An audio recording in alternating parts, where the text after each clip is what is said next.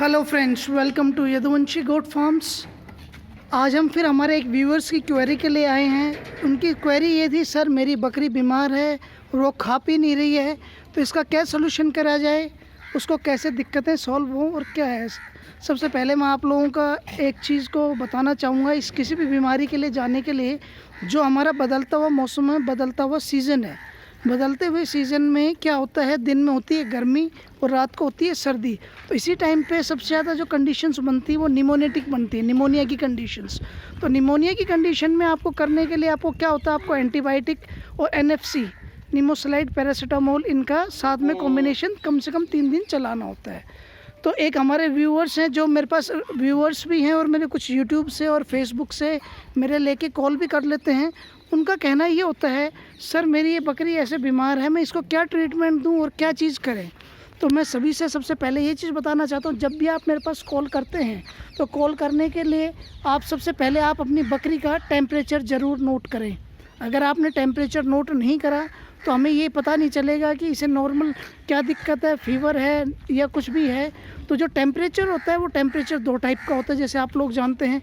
तो जो 2 टाइप का टेम्परेचर होता है वो होता है, एक तो होता है हाइपोथर्मिया जिसके अंदर सर्दी लगती है, और एक होता है फीवर जिसके अंदर हमें बुखार हो जाता है।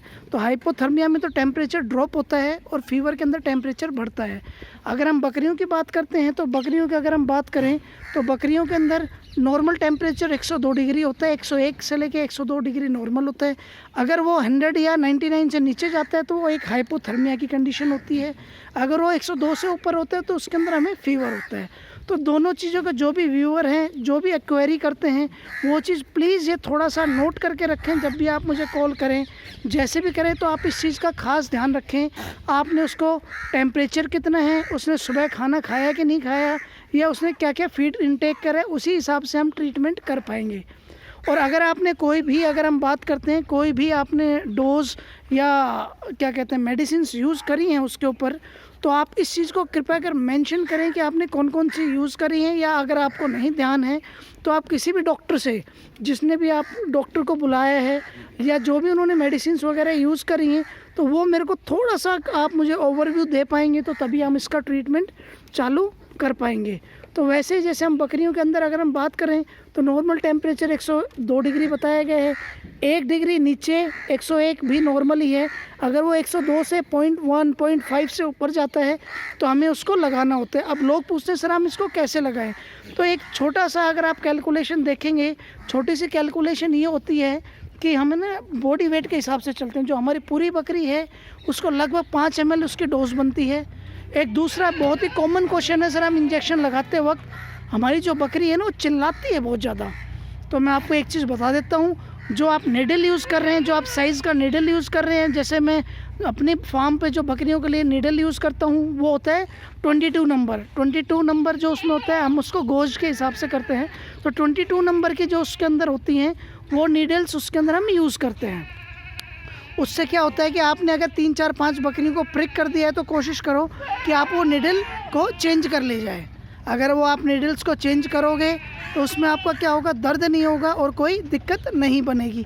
अब वैसे ही मैं आपको थर्मोमीटर बताता हूँ। थर्मोमीटर जनरली 2 टाइप के आते हैं। एक थर्मोमीटर होता है हमारा डिजिटल, जिसको हम कहते हैं कि जिसको हमें ना चेक करना होता है, जो ह्यूमन्स में भी यूज़ होता है। उसके बाद जो अपना टेम्परेचर आता है, जो दूसरा आता है वो आता है IR, जो आजकल कोरोना में बहुत ज़्यादा ही चल रहा है, बहुत ज़्यादा ही फेमस हो रहा है। तो हम उस चीज़ों के लिए क्या कर सकते हैं, हम वो सिंपल लेते हैं, नहीं तो हमें अंदर करने की ज़रूरत है। उस नॉर्मल इंफ्रारेड वाले टेम्परेचर को आप बॉडी पे रखो, ईयर्स पे रखो, लगभग 2 से 3 सेंटीमीटर का गैप रखो और क्लिक करो और वो चीज़ें हो जाएंगी।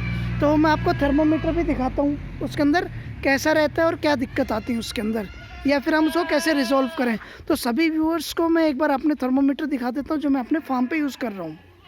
तो थोड़ा सा बीच में मेरे फार्म का एक्चुअली ट्रैक्टर आ गया था, तो आपने उसकी आवाज़ें सुनी होंगी, तो उसके चक्कर हो गया, लेकिन कोई दिक्कत नहीं है। देखिए मैं आपको दिखाता हूँ जो मैं यूज़ कर रहा हूँ। अगर आप देखेंगे तो मैं इंफ्रारेड थर्मोमीटर यूज़ कर रहा हूँ।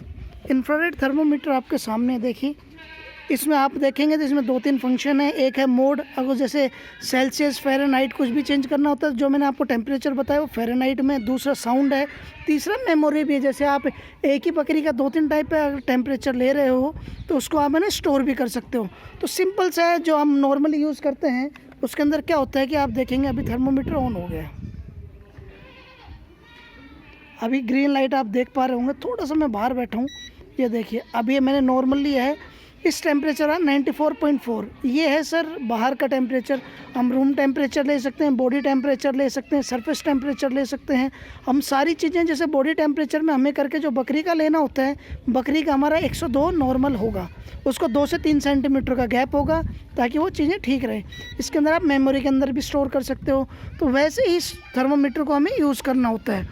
और एक सभी व्यूअर्स को मेरी एक सिंपल सा सर मैं आपको बताना चाहूँगा कि अगर आपको करना है कुछ भी, तो वैसे ही एक नॉर्मल सा होता है कि सभी व्यूअर्स को अगर आपको मेरे वीडियोस अच्छी लगती हैं और आपको लगता है कि मैं इन्फॉर्मेटिव चीज़ें शेयर करता हूं, तो उसमें आप मेरे चैनल जो यदुवंशी गोट फार्म है लाइक करें, सब्सक्राइब करें और शेयर करें, और बेल आइकन को दबाना ना भूलें, जिसके अंदर मैं सारी वीडियोस अपनी डालते रहता हूं। तो जैसे जनरली अभी कुछ दिनों में मेरे पास क्वेश्चन आ रहा था कि सर इसको ये बीमारी है, हम इसको मेंटेन कैसे करें। तो मैं सभी व्यूअर्स को जो भी मेरे पास फ़ोन करते हैं, चाहे फेसबुक से आए, चाहे यूट्यूब से आए, चाहे किसी भी मीडियम से आए, पहले आप अपनी सबसे पहली चीज़ उसका बॉडी का टेम्परेचर मुझे ज़रूर बताएं। सेकंड चीज़, उसमें आपने जो भी मेडिसिन आपने पुरानी यूज़ करी हैं तो वो ज़रूर बताएं, या डॉक्टर से बात करवा दें मेरी जो भी उन्होंने चूज़ करी हैं, ताकि हमें पता रहेगा हिस्ट्री ऑफ मेडिसिन, तो हम उसको अच्छे तरीके से और कर पाएंगे। तो वैसे इन चीज़ों के लिए है सभी व्यूअर्स को, मेरा जो भी लोग देख रहे हैं या नए हैं, आप मेरे चैनल को लाइक करें, सब्सक्राइब करें, और ताकि हम आपकी क्वेरीज सॉल्व करते रहें। Thank you.